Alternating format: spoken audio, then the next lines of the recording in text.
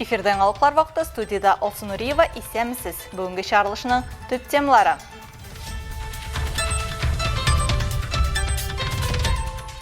Әлмәт әтиәнләре бердәм дәүләт имтиханын тапшырып карады. Алар Бүтән Россия акциясенә кушылды. Для того, чтобы просто родители понимали, как проходит именно этот данный экзамен.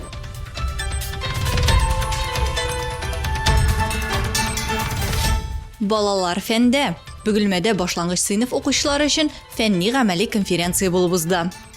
Балалар бик актив, бик теләп катнашалар, ел сайын аларның саны арта бара. Темалары төрле яктан ачыла.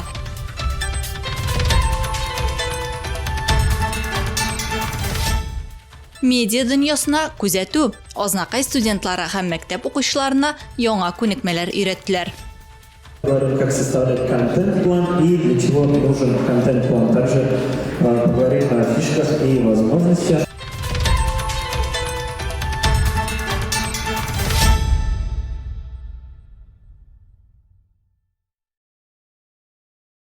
Бүген Әлмәтнең әтиәнләре бердәм дәүләт имтиханын тапшырып карады. Ул 9нчы ел рәттән уздырыла торган бергәләп бирәбез.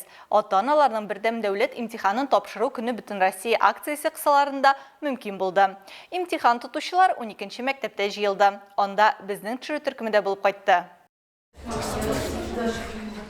Бердәм дәүләт имтиханын әзерләнгәндә чыгарылыш сыйныф укучылары имтиханнарга килгән белем генә түгел, ә дөрес психологик караш, үз көчләренә ышаныч та мөһим. Ландыш Гәрәева чыгарылыш сыйныф укучысы әнисе. Ул бердәм дәүләт имтиханының нәрсә икәнен һәм аңа ничек әзерләнергә икәнен белә. Аның улы кызына да 2 айдан сынау тотасы. Укытучы һәм әни буларак ул бу процесста гаиләнең балага булышуының бәяләп бетергесез булуын яхшы белә.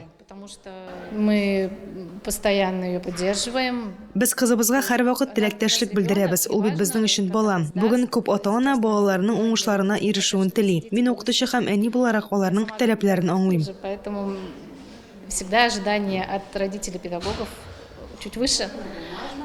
Мәктәптәге тирәлек чыннан да бердәм имтихан биргәндәге төсле. Ата-аналар барлык процедуралар аша уза. Телефоннар һәм шәхси әйберләрен тапшыра, имтихан алдыннан контроль уза, бланклар тутыра һәм имтихан эше яза. Бу гадәти 3-4 сагать түгел, ә 1 сагатька исәпләнгән кыскартылган эш варианты. Вместе с тем напоминаем, что в целях предупреждения нарушений порядка проведения ЕГЭ в аудиториях ПП ведется видеонаблюдение. Быел ата-аналарга математикада үз көчләрен сынап карарга тәкъдим иттеләр. Алар имтиханның бөтен юлын намус белән үтте. Шпаргалкасыз һәм язуларсыз, комиссия һәм камера күзәтүе астында. Аерма шунда ки, фотоаппаратлар видео күзәтү камералары түгел, ә төшерү төркемнәренеке. Сегодня сдают математику. Бүген ата-аналар математиканың база өлешен тапшыра. Биремнәр әлбәттә гадиләштерелгән, балаларныкы кебек түгел. Бу ата-аналар бу имтиханның ничек узуын белсен өчен үткәрелә. Для того, чтобы просто родители понимали, как проходит именно этот данный экзамен. Әтиәниләрнең имтихан нәтиҗәләре шул ук көнне билгеле булды. Алсу Ахмаджанова, Олег Павлов, Яңалыклар вакыты, Луч, Әлмәт телекомпаниясе. Бөгелмәнең 1нче мәктәбендә башлангыч сыйныф укучылары өчен ел сайын үткәрелә торган балалар фәндә фәнни-гамәли конференциясе булып узды. Конференциянең максаты укучыларның фәнни тикшеренү эшен активлаштыру булып тора. Катнашучылар зона ара конференциясендә мәктәп һәм шәһәр данын яклый алачак. Мәктәп укучыларының нинди темаларны ачып биргәннәрен безнең төшерү төркеме белә. Муниципаль фәнни-гамәли конференцияда катнашу өчен иң яхшы эшләр сайлап алынган. Конференцияда авыл һәм шәһәрнең 100дән артык башлангыч сыйныф укучысы катнаша. Алар үз нотыклары белән чыгыш ясаячак. Конференция балаларга үз эшчәнлекләренең нәтиҗәсен халык алдында күрсәтергә мөмкинлек бирә. Укучыларның танып белү, фәнни һәм иҗади потенциалын үстерүгә этәргеч бирә дип әйтә педагоглар. Хәзер инде традицион рәвештә дисәң дә була 4нче тапкыр башлангыч сыйныфлары өчен фәнни-гамәли конференция уздырыла. Балалар бик актив, бик теләп катнашалар, ел сайын аларның саны арта бара. Темалары төрле яктан ачыла. Мәсәлән, мин татар теле секциясендә җитәкче буларак, матур күлмәкләр, гаилә, быел инде минем уйлавымча год защитника отечества буларак шушы темаларда яктырылыр дип уйлыйм.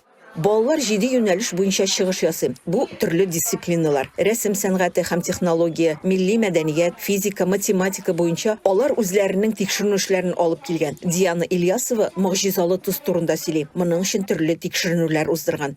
Мы готовили. Без тәҗрибәләр үткәрдек. Мәсәлән, тозлы суның ничек туңуын тикшердек, кристалларны өйрәндек, тозлы камырдан фигуралар ясадык. Бу минем өчен бик кызыклы. Укучылар күп кырлы темаларны ачты. Кемдер хәтер китаплары төзергә хыяллана, кемдер суның катылыгын үлчәгән, экзотик үсемлекләр үстерергә өйрәнгәннәр. Конференция җиңүчеләре үз эшләре белән тематик олимпиадаларда да аерылып тора алачак. Айгөл Шәрәфиева, Ямьяхин, Яңалыклар вакыты, Луч Әлмәт телекомпаниясе. Ознакайның Тау яшьләр үзәгендә медиа грамоталыкка өйрәтү чарасы узды. Анда мәктәп укучылары һәм студентлар катнашты. Бу хакта тулырак мәгълүмат махсус хәбәрчебез Илмир Шәрифулланың сюжетында. Чараны уздыруның максаты медиа дөньясында район яшьләренең белемнәрен арттыру. Аның инициаторы һәм оештыручысы Ознакай яшьләр үзәге коллективы. Очрашуда шәһәр мәктәпләреннән 9нчы сыйныф укучылары һәм Ознакай политехник техникумы студентлары, педагоглар катнашты. Сүз социаль челтәрләрне алып бару, анда төрле фишкаларны урынлы куллана белү хакында барды. Яшьләр үзәге белгече Эдгар Шайдуллин телеграм-каналдагы мөмкинлекләр, контент планы турында слайдларга нигезләнгән материалларны кулланып чыгыш ясады. Посмотрим по мере вовлеченности, насколько вам будет интересно получить ту или иную информацию, будем двигаться. Вот. Также поговорим, как составлять контент-план и для чего нужен контент-план. Также поговорим о фишках и возможностях. Монда алган күнекмәләр һөнәр үзләштергәндә дә ярдәм итәр диләр яшьләр. Меня интересует направление обществознания. Мине җәмгыять белеме юнәлеше кызыксындыра. Мин юридик фәннәр факультетына укырга керергә ниятлим. Криминалист булырга телим. Җәмгыять белеменнән республика олимпиадасында катнашып балларда җыйдым. Киләчәктә дә шул юнәлештә барырга телим. И в будущем тоже хочу идти в этом направлении. Әйе, интернет киңлекләрендә мөмкинлекләргә чикләр юк, тик аларны урынлы куллана белергә генә кирәк. Илмир Шәрифуллин, Рөстәм Әкбаров, Яңалыклар вакыты, Луч Әлмәт телекомпаниясе. Әлмәттә суднолар модельләштерү буенча Бөтен Россия фәнни-техник олимпиадасы һәм бу спорт буенча федераль округларның Европа зонасы беренчелеге уза. Әлеге чарада Россиянең 9 җыелма командасы катнаша.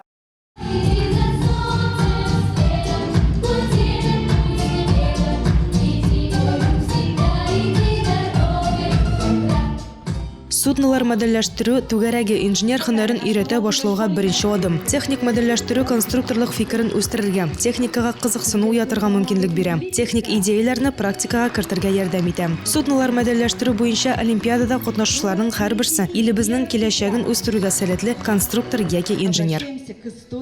Ваши навыки, чтобы ваши умения. Сезнең күнекмәләрегез безнең дәүләткә киләчәктә файда китерсен иде, чөнки сез оста конструктор булырга сәләтле. Сезгә олимпиадада уңышлар телим. Җиңүчеләр булырмы, юкмы, мөһим түгел. Иң мөһиме тәҗрибә, күнекмәләр һәм сәләт. Поэтому вам удачи на этой олимпиаде. И неважно, победите ли вы будете или нет, вы получаете опыт, вы получаете навык, вы узнаете, смотрите и совершенствуетесь. Әлмәт яшь техниклар станциясендә тәрбияләнүчеләр бүген төрле судно модельләрен булдыру өстендә эшли. Ясап кына түгел, аларны йөртеп карау белән дә шөгыльләнә. Аерым игътибарга ия булган модельләр яшьләр иҗаты үзәге бинасында техник иҗат музеенда тәкъдим ителгән. Әлмәттә бу эшне күп еллар Наил Бадыкшанов алып бара. Ул бөтен гомерен суднолар модельләштерү спортына багышлаган. Аның йөзләгән укучысы һәм чыгарылыш төркемнәре бар. Кайчандыр үзе дә укучы буларак станциядә үскән, аннары укыта башлаган. Наил Бадыкшанов әйтүенчә, суднолар модельләштерү балаларны эшче һөнәрләргә әзерли. Егетләрне яшь чактан ук техникага тарта. Вот тут вот, которые будут управлять этим моделью, когда-то будут управлять кораблями. Бу модельләр белән идарә итүче егетләр киләчәктә корабльләр, самолетлар белән идарә итә алачак. Радиотехниканы беләчәкләр. Мин һәр баланың кадак кага белүен телим. Һәм кадак сугуына түгел, ә кадак функция үтәсен дим. Чтобы на этот гвоздь можно было повесить фуфайку. Ярышларның беренче көнендә олимпиада катнашучылар стенд сынауларын үтте. Икенче катта катнашучыларның эшләрен жюри бәяләде. Суднолар модельләштерү буенча Бөтен Россия фәнни-техник олимпиада Әлмәттә 28 мартка кадәр узачак. 29 мартта олимпиаданың нәтиҗәләре билгеле булачак. Алсу Әхмәтҗанова, Рамил Базарсинов, Яңалыклар вакыты, Луч Әлмәт телекомпаниясе. Изге Рамазан айы дәвам итә һәм Әлмәт шәһәренең Үзәк мәчетендә масса күләм мәгълүмат чаралары вәкилләре өчен ифтар мәҗлесе оештырылды. Сүз Энҗи Хәсәншинага. Ифтар Әлмәт районы мөхтәсибәте һәм Ансар Хария фонды тарафыннан оештырылды. Әлеге чара төрле милләт һәм дин вәкилләреннән булган 50-дән артык журналистны берләштерде. Чараны ачып Ансар Хария фонды җитәкчесе Руслан Бажутов чакырылган кунакларга рәхмәтләрен җиткерде. Әлмәт районы имам мөхтәсибе урынбасары Фәннур хәзрәт Кәримов үзенең вәгазендә Рамазан аеның кыйммәтләренә тукталды. Татарстан Республикасы журналистлары берлегенең Әлмәт бүлекчәсе рәисе Наила Әл-Аюби барча журналистлар исеменнән ифтарны оештыручыларга рәхмәт сүзләрен әйтте. Табыннар артында чакырылган кунаклар вәгазь тыңлап, бер-берсе белән аралашып, әзерләнгән ризыклар белән сыйландылар. Гомумән мондый ифтарлар кирәкме дигән вакытта әлбәттә кирәк. Менә никадәр күптән очрашмаган коллегалар белән, дуслар белән очраштык. Яңалыклар белән таныштык. Күпме файдалы киңәшләр ишеттек, вәгазьләр тыңладык. Әлбәттә булар кирәк. Рамазан айы инде ул мөселманнарның сыналу айы.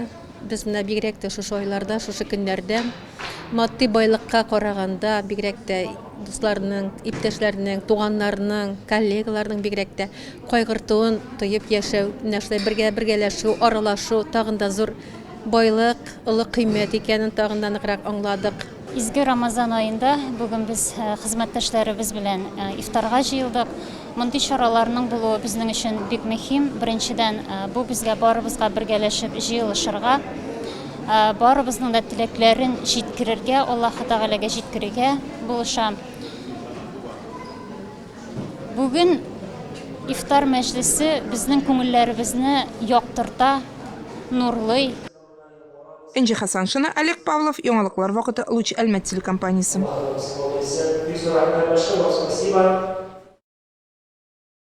Көчле кыю һәм җитез 21-нче мәктәп Дай-5 белем бирү үзәге базасында Ожаган уенының муниципаль этабы узды.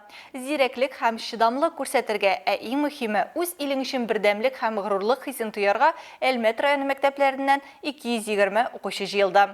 Вакыйганы безнең төшерү төркемендә игътибарсыз калдырмады. Здравствуйте, товарищи участники соревнований! Здравствуйте! Поздравляю вас с 80-й годовщиной победы в Великой Отечественной войне! Ярыш 2 этаптан тора. Бу юлы катнашучылар биремнәрне индивидуаль ярышларда үтәләр. Хәрби корреспондентлар өчен вакыйганы яктыртудан тыш махсус бирем әзерләнгән иде. Аларга социаль челтәрләр алып бару күнекмәләрен күрсәтергә кирәк. Язилә Әхмәтгәрәева әлеге биремгә нык әзерләнгән. Белмәгән өлкәләрдә белемне арттырырга туры килде ди ул. Телеграм ясарга кирәк, аны алып барга кирәк, историяндан белергә кирәк. Военный корреспондентлар, алар физически развитлар булырга кирәк. Һәм окуллар. Хәрби патриотик уенга теркәлү вакытында һәр катнашучы 48 теория дәресе узган. Хәзер практикада 10 катнашучыдан торган командалар үзләренең осталыкларын күрсәтә. Командир, хәрби корреспондент, сәяси җитәкче, сапер, медицина хезмәткәре, штурмовик һәм пилотсыз очу аппараты операторлары барысы өчен дә индивидуаль биремнәр әзерләнгән. Задания разной сложности. Это и работа с топографической картой, это биремнәр төрле катлаулыкта. Безнең өчен балаларның һәр яклап үсеше мөһим. Алар топографик карта белән дә эшләргә, ватан тарихында, социаль челтәрләрдә поста язарга, экстремаль ситуацияләрдә беренче ярдәм дә күрсәтә белергә тиеш. Саперлар өчен минаны ничек дөрес зарарсызландырырга икәнне белү мөһим. Как правильно обезвредить. Командирларның төп бурычлары урында ориентлаша белү, карта уку һәм кирәкле маршрутлар төзү. Шулай ук аларга 55 сорауга җавап бирергә кирәк. 16-нчы мәктәптән Лилия Исмәгыйлова 3-нче ел командир ролендә катнаша һәм үз көчендә шикләнми. Я считаю, что Зорница – это очень хорошее мероприятие, которое проводится у нас уже не первый год. Команда ярышлары 8 апрельдә узачак. 2 этап буенча нәтиҗәләр ясалганнан соң команданың кайсысы республика этабына юллама алачагы билгеле булачак. Татнефтьнең корпоратив спорт ярышлары кысаларында хатын-кызлар волейболы буенча турнир узды. Компаниянең 75 еллыгына багышланган чара җиңү энергиясе девизы астында үтте. 13 команда югары әзерлек дәрәҗәсен һәм бердәм команда уенын күрсәтү өчен күп көч куйды.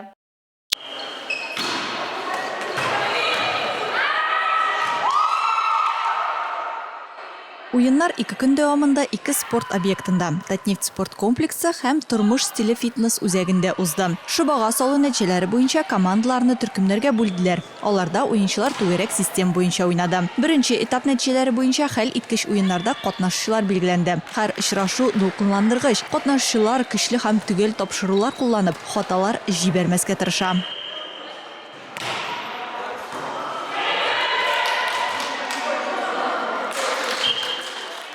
Спортка мәхәббәт һәм җиңүгә омтылыш ТН сервис компаниясендә зур үсеш алганды. Гөлнара Әхмәтханова. Беренче уеннарын җиңелсәләр дә, кәефләрен төшермиләр. Мин үзем инде элек-электән үк волейбол белән шөгыльләнәм. Бала чактан ук мәктәп елларында да, студент вакытларында да һәм менә эшкә кергәчтен 11 ел элек эшкә кердем. Монда да ул шөгылемне ташламадым. Бүген без РЕМ сервис командасына каршы уйнадык. Алар арасында шулай ук бик яхшы уйнаучылар бар. Бик матур уен күрсәттеләр. Оештыручылар әйтүенчә, Татнефть компаниясе өчен спорт корпоратив мәдәниятнең аерылгысыз өлеше булып тора. Во-первых, человек, который занимается спортом и играет, он Спорт белән шөгыльләнүче һәм уеннар уйнаучы кеше авыруларга азрак бирешә. Берәр нәрсә булса, шулай ук организм сәламәт булганга тизрәк тернәкләнә. Һәм моның өстендә компания бүгенге көндә бик көчле эшли. Сәламәтлек барыннан да өстен. Бу югары хезмәт җитештерүчәнлеге, сәламәт гаиләләр һәм гомумән сәламәт милләт дигән сүз. Ну и в целом здоровая нация. Күп кенә командаларның турнирга җентекләп әзерләнүләре күренеп тора, чөнки күпчелек очракта алар кичкенә аерма белән оттырды. Һәр тапшыру, блок һәм сакта уйнау беркемне дә битараф калдырмады. Әлеге площадкада Татспецтранспорт һәм ЦОП компания командалары очрашты. Кызлар матур һәм бердәм уен күрсәтте. Ләкин уен булгач, ярыш булгач җиңүче берәү генә була. Хәзерге вакытта без ЦОП компания командасының җиңүен күрәбез. Мауктыргыч матчлардан соң җиңүчеләрнең һәм призерларның исемнәре билгеле булды. 3нче урында ЦОП компания командасы, 2нче Танека, 1нче урынны Татнефть заводы җыелмасы яулады.